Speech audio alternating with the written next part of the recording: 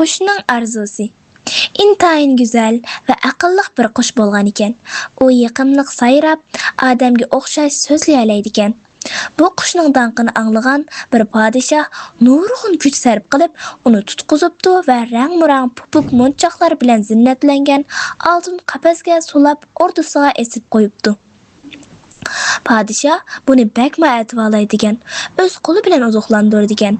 Ardin xili vaqtlar o'tibdi, lekin qush bir qatim ichilib sayrmabdi. U doim g'amkin holatda beshini to'van silib turdi ekan. Buni ko'rgan podshoh bir kuni qo'l ostidagi vazir o'limalarni yig'ib, "Aytinglarchi, bu qush bizning huzurimizda nima uchun sayrmaydi?" deb so'rabdi. Vazirlardan biri, "Buning sababini uning o'zidan so'rab ko'raylik" debdi. Qushdan nima uchun sayrmaydiganligini so'ragan ekan, "Qafasning eshigini ochib qo'ysanglar, daraxt ustiga qo'nib sayrab beraman" deb javob beribdi qush. Buni olgan podshoh qafasning eshigini ochib qo'yishni buyuribdi.